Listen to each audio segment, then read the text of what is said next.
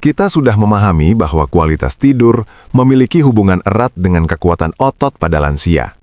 Sekarang, mari kita masuk ke kebiasaan pertama yang sering dianggap sepele, tetapi justru sangat berpengaruh besar. Kebiasaan pertama adalah rutin bergerak ringan di sore hari. Banyak lansia berpikir bahwa semakin banyak istirahat, maka tubuh akan semakin sehat. Padahal, terlalu lama duduk atau berbaring justru bisa mempercepat penurunan massa otot. Secara medis, ketika tubuh jarang digunakan untuk bergerak, otot akan mengalami atrofi, yaitu penyusutan ukuran dan kekuatan. Kondisi ini menjadi salah satu penyebab utama sarkopenia semakin cepat terjadi. Di sisi lain, aktivitas fisik ringan seperti jalan santai, peregangan, atau sekedar aktivitas rumah tangga di sore hari memiliki efek luar biasa. Kenapa harus sore hari? Karena pada waktu ini, tubuh sedang dalam kondisi optimal untuk bergerak tanpa terlalu membebani jantung. Selain itu, aktivitas fisik di sore hari terbukti membantu mengatur ritme alami tubuh atau ritme sirkadian, yang berperan penting dalam mengatur waktu tidur. Penelitian dalam Journal Sleep Medicine Reviews menunjukkan bahwa aktivitas fisik ringan hingga sedang dapat meningkatkan kualitas tidur, mempercepat waktu tertidur, dan mengurangi gangguan tidur pada lansia. Menaliknya, inilah salah satu kebiasaan yang banyak dilakukan oleh lansia di Jepang. Mereka jarang diam terlalu lama. Banyak dari mereka rutin berjalan kaki di lingkungan sekitar, berkebun, atau melakukan senam ringan bersama komunitas. Aktivitas sederhana ini menjaga otot tetap aktif, sekaligus membantu tubuh merasa siap untuk istirahat saat malam tiba. Dan kabar baiknya, tidak perlu olahraga berat untuk mendapatkan manfaat ini. Cukup dengan jalan santai 15-30 menit, peregangan ringan, aktivitas ringan seperti menyapu atau berkebun. Semua itu sudah cukup untuk membantu menjaga kekuatan otot, sekaligus meningkatkan kualitas tidur. Data medis menunjukkan bahwa lansia yang aktif secara fisik memiliki risiko hingga 30-40% lebih rendah mengalami gangguan tidur kronis dibandingkan yang kurang aktif. Selain itu, aktivitas fisik juga membantu meningkatkan produksi hormon melatonin, yaitu hormon alami yang membantu tubuh merasa mengantuk di malam hari. Dengan kata lain, kebiasaan sederhana ini bukan hanya membuat tubuh lebih kuat, tetapi juga membantu lansia tidur lebih nyenyak tanpa bergantung pada obat tidur. Ketika tubuh mulai terbiasa bergerak di waktu yang tepat, maka malam hari akan terasa lebih nyaman, tidur lebih dalam, dan bangun pun terasa lebih segar. Dan dari sini, kita mulai melihat bahwa solusi untuk masalah besar seringkali datang dari kebiasaan kecil yang dilakukan secara konsisten. Namun, ternyata bukan hanya aktivitas fisik yang berpengaruh. Ada satu kebiasaan lain yang sering dilakukan sebelum tidur yang diam-diam menjadi kunci utama kualitas tidur lansia. Dan akan kita bahas secara lebih mendalam pada bagian selanjutnya yang akan semakin membuka wawasan Anda tentang bagaimana menjaga tubuh tetap kuat di usia lanjut.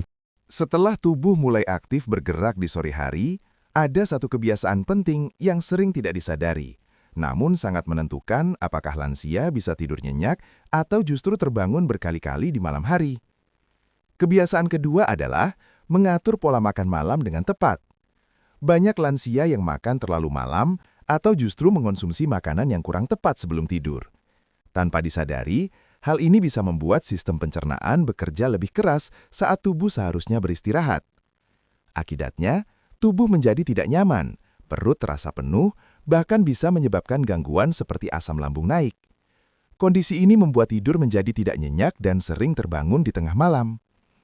Secara medis, ketika seseorang makan terlalu dekat dengan waktu tidur, tubuh akan lebih fokus pada proses pencernaan daripada proses pemulihan. Padahal, saat tidur, tubuh seharusnya melakukan regenerasi sel, termasuk memperbaiki jaringan otot yang mulai melemah. Inilah yang sering menjadi penyebab kenapa lansia merasa tubuhnya semakin lemah dari hari ke hari. Namun, di Jepang, banyak lansia memiliki kebiasaan yang berbeda. Mereka cenderung makan malam lebih awal, dengan porsi yang lebih ringan, serta memilih makanan yang mudah dicerna. Misalnya, makanan yang kaya protein ringan seperti ikan, tahu, atau sup hangat. Kebiasaan ini bukan tanpa alasan. Protein memiliki peran penting dalam menjaga massa otot, terutama pada lansia. Asupan protein yang cukup di malam hari membantu proses sintesis protein otot, yaitu proses pembentukan dan perbaikan jaringan otot saat tidur. Sebuah penelitian dalam Journal of Nutrition, Health and Aging menunjukkan bahwa lansia yang mengonsumsi protein cukup, terutama di malam hari, memiliki massa otot yang lebih baik dan risiko sarkopenia yang lebih rendah. Dan kabar gembira untuk Anda, perubahan kecil dalam pola makan malam bisa memberikan dampak besar. Cukup dengan makan malam 2-3 jam sebelum tidur, mengulangi makanan berat dan berlemak, menambahkan sumber protein sehat, menghindari kafein di malam hari. Langkah sederhana ini sudah bisa membantu meningkatkan kualitas tidur secara signifikan. Selain itu, menjaga pola makan yang tepat juga membantu menstabilkan kadar gula darah yang berperan penting dalam mencegah tubuh terbangun di tengah malam.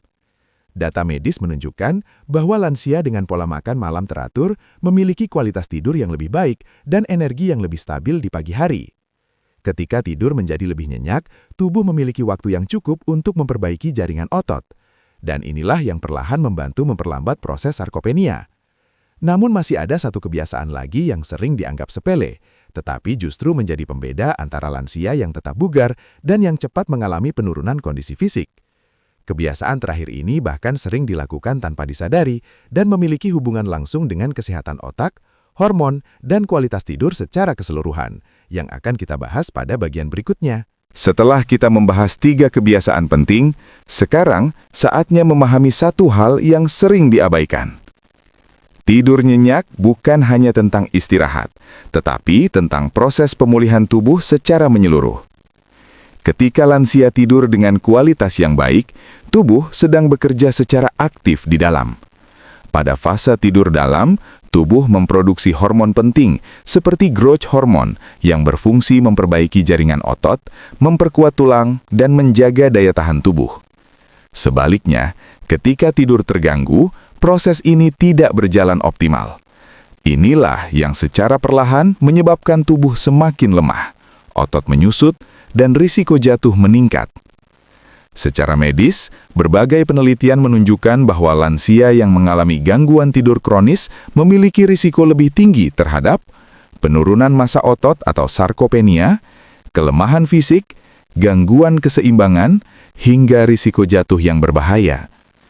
Sebuah studi dalam Sleep Health Journal menemukan bahwa kualitas tidur yang buruk berkaitan langsung dengan penurunan kekuatan otot hingga lebih dari 20% lebih cepat dibandingkan lansia yang tidurnya berkualitas. Namun, disinilah kabar gembira yang perlu Anda dengar. Semua yang kita bahas tadi adalah kebiasaan yang bisa diubah mulai hari ini. Tidak perlu obat mahal, tidak perlu cara yang rumit. Cukup mulai dari bergerak ringan di sore hari, mengatur pola makan malam, dan menenangkan pikiran sebelum tidur. 3 langkah sederhana ini, jika dilakukan secara konsisten, dapat membantu tidur lebih nyenyak, tubuh lebih kuat, mengurangi risiko otot rapuh, dan menjaga kemandirian di usia lanjut.